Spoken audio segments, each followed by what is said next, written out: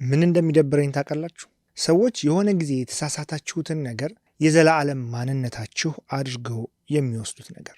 በተለይ ስህተቱ ከበድ ያለና አደባባይ ላይ የወጣ ከሆነ ዓመታት ቢቆጠሩም የሰዎች አእምሮ ላይ በዚያው ስህተታችሁ ነው የሚቀመጠው። ዛሬ ከወንጀል ታሪክ ወጣ እንበልና የምነግራችሁ ታሪክ የ3 ወር ቅሌት ለዘላለም ሕይወቷን ስለቀየረባት አንዲት ወጣት ነው።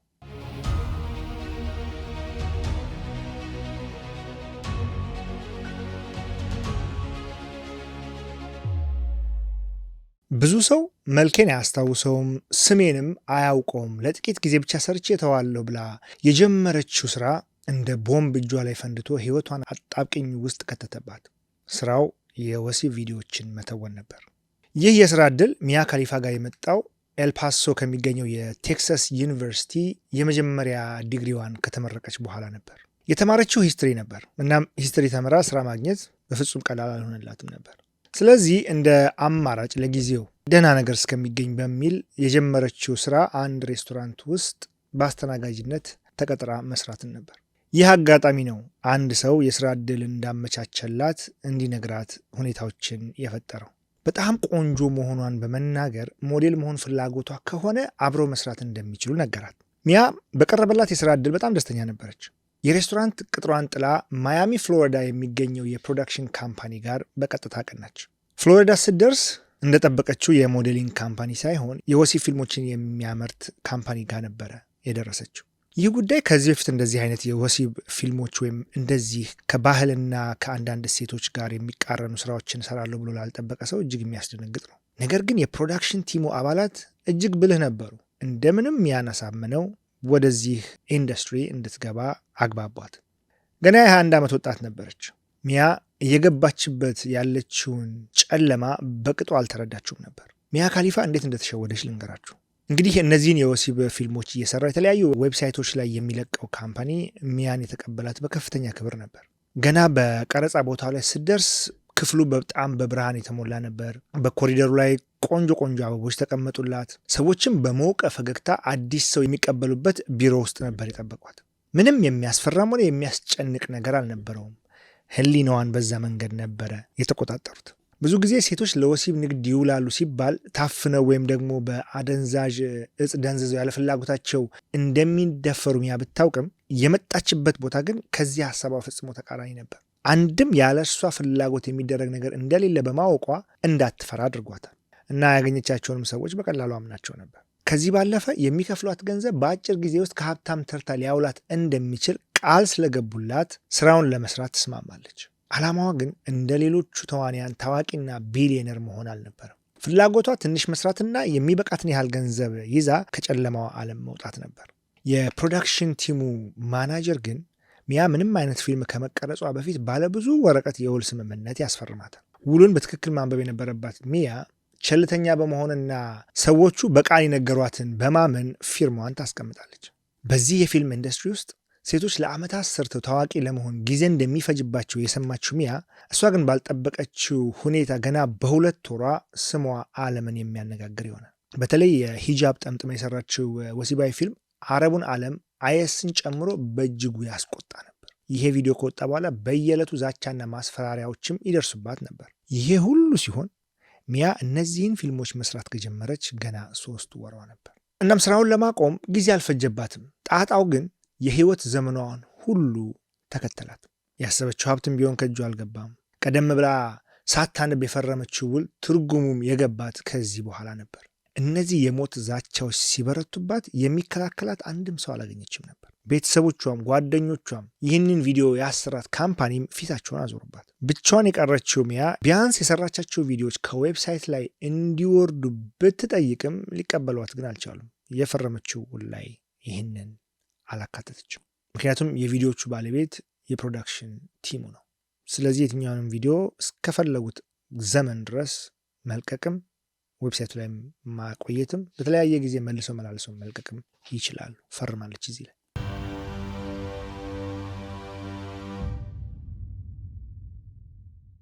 እናም ሚያ ባልፈለገችውና ለአጭር ጊዜ በሰራችው ስራ በዓለም ላይ ቁጥር 1 የወሲብ ፊልም ተዋናይ ሆነች።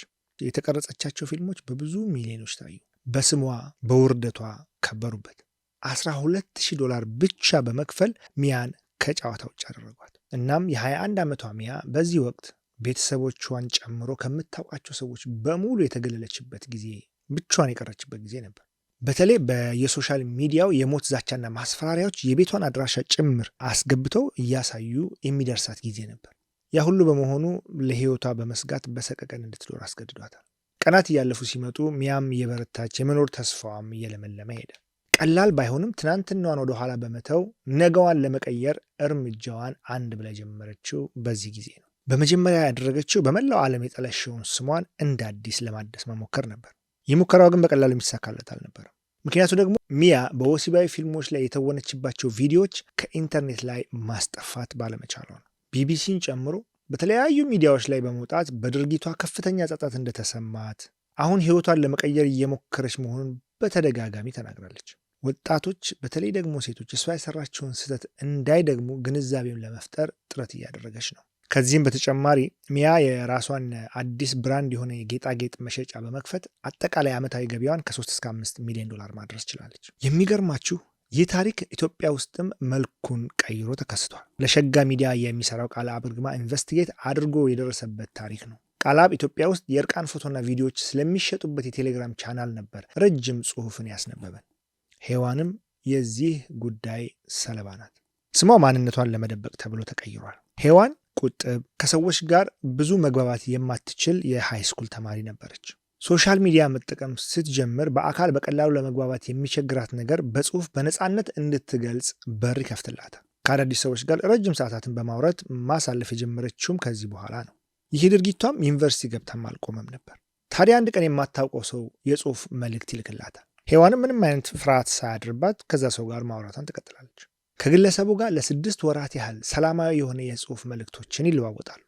በእነዚህ ሁሉ ጊዜያቶች ውስጥ መጥፎ ሰው መሆኑን የሚገልጽ ምንም የሚያጠራጥር ነገር አላየችበትም። ባለፉት 6 ወራት መልካምና እሷንም የሚወዳት ሰው ነበር። በተለይ ደግሞ ሰውየው ከኢትዮጵያ ውጭ እንደሚኖር ስለነገራት በአካል እንገናኝ እያለም እንደማያስጨንቃት ስለተረዳት ይበልጥ ነፃነት ተሰምቷት በነፃነት ነበር የምታወራው። ሌሎች የሚጽፉላት ወንዶች በአካል እንገናኝ የሚሏት አብሮ ለማደር መሆኑን ስለምታውቅ ከዚህኛው ሰው ጋር ብቻ ማውራቷ ይበልጥ ምቾት ሰጥቷታል። ለ6 ወራት ያህል ካወሩ በኋላ ግን ሰውየው የራቁት ፎቶ እንድትልክላት ይጠይቃታል። ሔዋን መጀመሪያ አካባቢ እምቢ ብላ ነበር። ነገር ግን ቀስ በቀስ ሊያሳምናት ይሞክራል። ከብዙ ማውራት በኋላ ፎቶዋን ለመላክ ትስማማለች። ይህ በሕይወቷ የሰራችው ትልቁ ስህተት ነበር።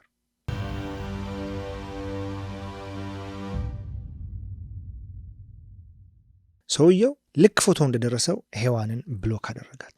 በሁኔታው እጅግ የደነገጠችው ሔዋን ግራ በመጋባት ውስጥ ሆና መሸወዷ ይገባታል። የተፈጠረው ነገር ሁሌም ውስጧን ቢከነክነውም ይህ እንደ ቀልድ አምና የላከችው ፎቶ ግን ሕይወቷን እስከ መጨረሻው የሚቀይር ይሆናል ብላ በፍጹም አልጠረጠረችም ነበር። ይህ ከሆነ ከጥቂት ወራት በኋላ በፌስቡክ አንድ አዲስ ሰው ተዋውቃ ማውራት ትጀምራለች። በወቅቱ ሔዋን ከዚህ በፊት የተፈጠረውን ነገር ለመርሳት እየሞከረች ነበር። ነገር ግን አዲስ ከተዋወቀችው ሰው ጋር በጸባይ ልትስማማ አልቻለችም። ጸባቸው በአካል ሳይሆን በሜሴንጀር ጽሑፍ እየተላላኩ ነው የነበረው።